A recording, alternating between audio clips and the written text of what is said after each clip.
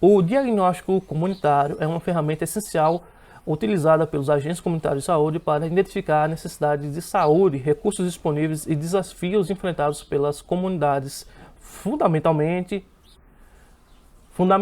o planejamento de intervenções de saúde pública personalizadas. Corretíssimo, é aquilo que eu acabei de falar na outra questão. O controle social no SUS é exercido exclusivamente, olha a palavrinha mágica, exclusivamente por profissionais de saúde, não sendo necessário ou relevante o envolvimento direto dos usuários do sistema ou da população em geral nas decisões e políticas de saúde. Errado, a população tem direito a participar dessas tomadas de decisão.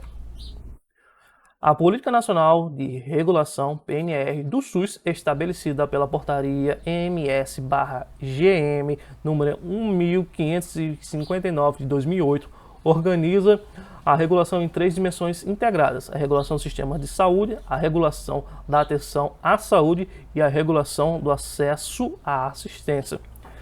Isso aqui é mais um termo técnico, né? Mais técnico a coisa, mas está perfeito também.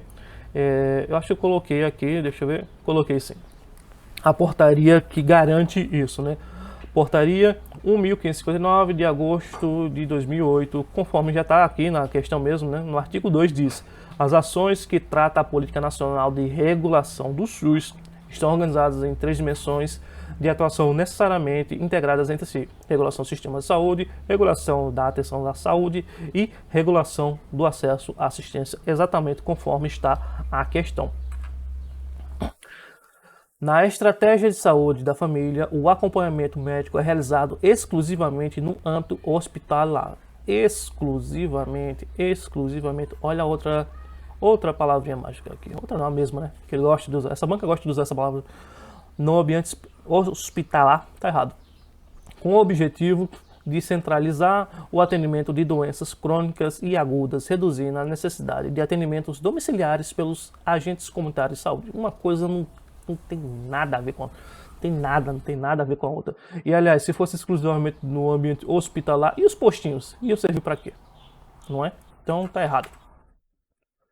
A utilização de termos técnicos e jargões médicos em conversas com a população é recomendada para demonstrar conhecimento e autoridade do agente comunitário de saúde. Errado, eu já falei isso aqui, né? Você tem que falar de forma clara, que a pessoa entenda perfeitamente do que você está falando. Os programas de imunização são exemplos de ações educativas em saúde promovidos pelo SUS, onde agentes comunitários de saúde desempenham um papel fundamental na conscientização sobre a importância das vacinas para a prevenção de doenças infectocontagiosas. Certinho.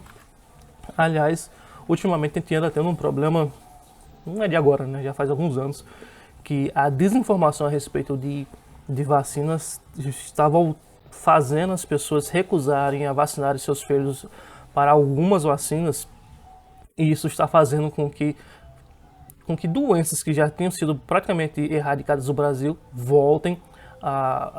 estão voltando a acontecer em algumas regiões. Isso é um problema muito sério que talvez, se continuar assim, no Brasil a gente vai ter um retrocesso muito grande. Espero que isso não aconteça. Os agentes comunitários de saúde podem ignorar os protocolos de privacidade. Eu já falei sobre isso aqui, né? Não pode. Compartilhar informações dos pacientes com terceiros, se acreditarem que isso pode beneficiar a comunidade de alguma forma. Eu acabei de falar a respeito disso, tem que tomar bastante cuidado com esse tipo de coisa, e isso aqui tá errado, não pode. O cadastramento familiar realizado pelos agentes comunitários de saúde tem como finalidade principal identificar as condições de saúde e as necessidades específicas de cada família na área de abrangência, permitindo o planejamento de ações de saúde mais direcionadas e efetivas. Corretinho? Perfeito. O principal objetivo do cadastramento familiar é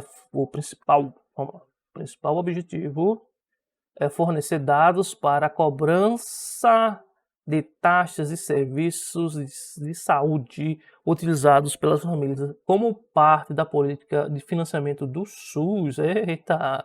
Você alguma vez, quando foi no postinho tomar uma vacina, foi cobrado por alguma coisa? Não, né? Você alguma vez, quando foi em algum hospital, foi cobrado de alguma maneira? Não, né? A gente já paga por isso em forma de impostos, né? Então não tem essa cobrança, aqui tá errado.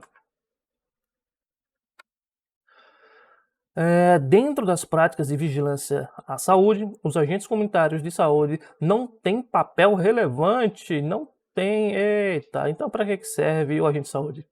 Pois a coleta de dados e análises epidemiológicas são realizadas exclusivamente por profissionais de nível superior, pia só, como médicos e epidemiologistas. Ah, errado, erradíssimo, né? Aliás, outra curiosidade, né? Nesse vídeo, nessa aula que já está com mais de 1 hora. Eu acredito, por partes, primeiro, para você ser agente comunitário de saúde ou agente de combate às endemias, você só precisa ter o ensino médio. E nem tanto assim. Por quê? Porque lá na Lei 11.350, que define na nossa profissão, diz o seguinte: você pode fazer o concurso só com o ensino fundamental. Só com o ensino fundamental. E assumir só com o ensino fundamental, contanto que no prazo de 1 ano e meio a 2 anos, coisa assim, agora não estou bem lembrado, você adentre e termine o ensino médio. Oxente, professor, como assim? Isso não faz nem sentido. É bom que vocês saibam que isso já caiu em algumas provas. Isso é possível, professor? Sim, é possível. Nós temos o EJA. O EJA, você consegue terminar todo o ensino médio em justamente 1 ano e meio. Né? 1 ano e meio aqui, né? E aí, o que é que se propõe com isso? Você tem só o fundamental, mas você estudou e conseguiu passar para ser um agente de saúde, um agente comunitário ou um agente de combate às endemias, né? Então você consegue depois se formar, né, no ensino médio no prazo que eles dão lá. É só uma questão de interesse. E você assume e tal e vai fazer as suas coisas. Eu tenho uma teoria sobre isso. Eu acho que a lei, muito em breve não, mas num futuro aí, isso aqui vai deixar de existir. Essa questão de aceitar quem tem um ensino fundamental não vai mais poder. E até mesmo essa questão do ensino médio, eu prevejo que assim, em um futuro, a médio e a longo prazo, também não vai mais aceitar. Mas por quê, professor? Porque assim, quando essa lei foi criada, existia pouca gente interessado em ser esse tipo de profissional, né? Por quê? Porque pagava só o salário mínimo e essa questão de você sair lidando com pessoas ou entrando nas casas das pessoas é complicadinha. Não vou mentir para vocês, não é um emprego exatamente fácil. É um emprego de muita responsabilidade e que às vezes você não tem uma valorização adequada, você tem certos riscos. Por exemplo, eu estou atuando mais 1 ano e meio, mais ou menos, eu já levei 2 mordidas de cachorro. Imagina os ACE que tem que realmente entrar na casa da pessoa para ir lá colocar o veneninho lá nas águas e tal, fazer o serviço deles e tal. Muitas vezes eles têm que fazer coleta ativa de escorpiões. Enfim, são profissões que têm um certo risco, que geralmente não é comentado, né? Pelo que eu vejo por aí, mas tem sim. Esses tipos de profissões que você tem que entrar nas casas das pessoas oferecem um certo risco. Imagina só, eu tenho todo tipo de paciente. Tem os pacientes que são de boa e tem aqueles pacientes que são envolvidos com droga e tal, que a gente chega lá na casa da pessoa, muitas vezes a pessoa nem entra já com medo, né? A gente fica ali da porta e faz, né, o atendimento da melhor maneira que for possível dali, e se for necessário é que entra, mas, né? Eu acho que no futuro eles vão começar a exigir pelo menos um nível técnico,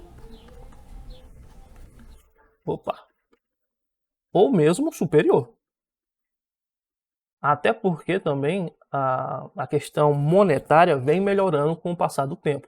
Já existe até um projeto de lei que, caso o agente de saúde tenha um ensino técnico, né, está rolando no momento, aliás, um curso técnico pelo governo federal para os agentes de saúde que ainda não tem. Já rolou uma vez, teve a primeira turma, está tendo a segunda turma agora, que aliás eu estou inscrito, e tem assim, muita gente acredita que depois caso essa lei seja aprovada, os ACS e os ACS passarão a receber 3 salários mínimos. Imagina só, é quase 5 mil reais, né?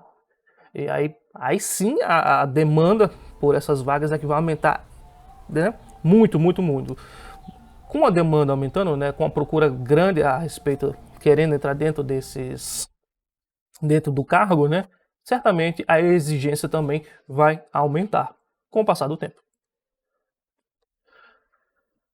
Os recursos do SUS, Sistema Único de Saúde, são distribuídos igualmente entre todos os estados e municípios brasileiros, independente de seu tamanho ou demandas por serviços de saúde. Isso aqui não faz sentido nenhum, tá errado. Cada estado tem a sua demanda, tem o seu tamanho, tem os seus recursos, né? Então, do que adianta você mandar um montante gigantesco para um estado pequenininho? Seria maravilhoso para ele, né? Mas aí você tem depois um estado gigantesco, aí você vai mandar. Isso aqui é o estado, viu? Olha o estado aqui. Aí você vai mandar a mesma quantidade, né, de dinheiro aqui, vamos botar dinheiro aqui. Não faz sentido, né? Aqui essa quantidade aqui não vai atender idealmente, na verdade é o contrário, né? Não vai atender idealmente a esse estado. Da mesma coisa que esse dinheiro vai atender e vai sobrar e vai ser desviado e tal, né? Então tem que ser mandado de forma proporcionalmente. No SUS, a participação popular é limitada. Limitada pelo quê? Limitada tem certo, né? Somente as conferências de saúde. Ah, tá errado. Conforme que ocorrem a cada 4 anos, sem a possibilidade de influência contínua da população nas decisões relativas à saúde pública. Errado, né? Eu já falei aqui, já na própria prova, caiu aqui algumas questões sobre os conselhos, né? Sobre os conselhos de saúde, que são órgãos permanentes e são órgãos deliberativos, né? São permanentes, eles têm que ter e eles têm poder de decisão, né? Então tá erradinho isso aí, né? Tem outra coisa também, não precisa ser exatamente no Conselho de Saúde para você dar a sua opinião. Lá no Conselho de Saúde vai ter vaga para as pessoas normais, né? Vai ter vaga para a sociedade civil, né? Que é a pessoa normal, vai ter vaga para o profissional, vai ter espaço para a sociedade empresarial, para todos os setores da sociedade. Mas acontece às vezes, principalmente em cidade pequena, às vezes a pessoa vai num posto de saúde, né? E aí, por algum motivo ou outro, não teve a sua necessidade atendida, e a pessoa vai diretamente no prefeito, vai lá reclamar. E aí pode acontecer do prefeito falar com o pessoal que está abaixo dele, né? Falar lá com o secretário de saúde: olha, aconteceu isso, eu quero que resolva. E se resolve. Ou então o prefeito já pode mandar na lata: olha, isso aí não tem como ser atendido, e você vai para casa chorar em casa, né? Enfim, né? Além dos conselhos de saúde, existem outras maneiras, sim, da população ter as suas necessidades ouvidas, pelo menos. Eu já tinha colocado aqui. No SUS, a gestão federal de saúde é realizada pelo Ministério da Saúde, ok? Que é o principal financiador da rede pública de saúde, ok? Aplicando historicamente metade de todos os recursos gastos no país em saúde pública, com estados e municípios contribuindo com a outra metade. Certo.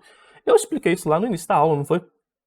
Mas enfim, não vou mentir para vocês. Olha, antes de ver essa prova eu não sabia dessa questão. É tanto que eu fui buscar informação a respeito disso. E de fato tem uma página do Ministério da Saúde falando exatamente isso. E aqui eu coloquei novamente um exemplo aqui para fixar um pouco melhor, né? Nesse meu caso aqui eu coloquei: se o município recebeu um valor tanto lá de arrecadação, que deu 100 mil reais, e o Estado deu 900 mil reais, né, que foi destinado àquele município, teoricamente a União complementa com 50% desse valor, né, para complementar, né? Então aqui tudo daria 2 milhões, né, sendo que 1 milhão veio diretamente da União, pelo menos na teoria, né? E é isso que diz lá no site do governo. Eu acabei perdendo o link, vou ter que procurar e colocar aí na descrição para vocês poderem ler isso também. Essa questão aqui, como eu disse, eu não sabia. Tanto que quando eu fiz essa prova antes de estar gravando essa aula, eu errei essa questão, porque eu não sabia dessa questão aqui da União contribuir com 50%. Eu sabia dessa parte aqui, dos 15% do município, 12% do Estado e tal, mas eu não sabia que a União contemplava com mais 50%. Ah, professor, esse negócio aí tá meio errado, não? Não, presta atenção. Esses 15% eu tô falando isso aqui, ó. Essa parte aqui, o valor real, né? Se 15% do município deu isso, se 12% do estado deu isso, somando os dois dá 1 milhão, a União vem e complementa com 100%, né? Então no montante total daria o equivalente a 50% do total, Deu para entender? Acredito que sim. Bem, vamos para a próxima. A territorialização na estratégia de saúde da família é um processo que envolve a identificação e delimitação das áreas de atuação das equipes de saúde, permitindo um conhecimento detalhado das características socioeconômicas, culturais e epidemiológicas das famílias atendidas. Essa questão aqui já caiu, não foi? Nessa prova, ou mais ou menos parecida com isso. Certinho? Próximo. A citologia é uma área da biologia que estuda as células em termos de estrutura, função e química, sendo fundamentalmente para diagnóstico precoce de diversas doenças, incluindo câncer, por meio de análise de células coletadas de tecidos ou fluidos corporais. Realmente, a citologia é uma matéria da biologia. Eu tive essa matéria lá na faculdade e tal, e é muito curioso como praticamente todo o conhecimento da biologia é aplicado aqui nessa área específica da saúde, né? Assim, todo o conhecimento não, mas você tipo, vai coletar lá umas células do seu corpo e vai vir várias células, e se tiver uma célula, por exemplo, cancerígena, né? Você já sabe, eita, tem algo errado. Aliás, é isso que se faz no Papa Nicolau, né? Você faz tipo uma raspagem ali do interior da mulher, né? Do canal da mulher e tal. E aí você faz a análise dessas células para ver se está tudo ok, se está tudo normal e tal. Se tiver alguma coisa errada, aí já começa-se então a fazer a investigação mais a fundo. Mas aqui tudo certinho. O relatório anual da gestão AG no SUS é um documento de elaboração opcional. Elaboração opcional. Opcional. Eita. Pelo gestor de saúde, utilizando apenas para fins administrativos internos, sem impacto na avaliação do monitoramento das ações de saúde. É errado. Olha, às vezes o pessoal, quem é leigo, né, na área, acha que o pessoal que trabalha na saúde não faz nada. Mas existe uma demanda de serviço na saúde gigantesca.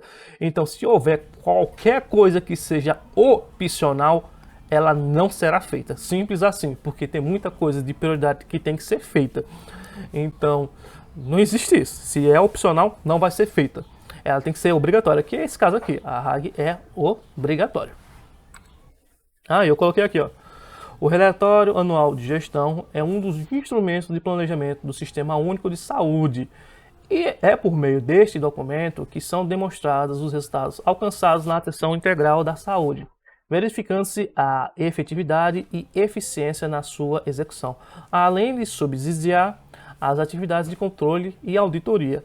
Também se constitui como uma importante referência para o exercício do controle e participação social na gestão do SUS. Fonte: Ministério da Saúde. É isso aí, gente, né? Aqui diz que é opcional? Não, não diz, porque é obrigatório. Se fosse opcional, ninguém ia fazer. 76.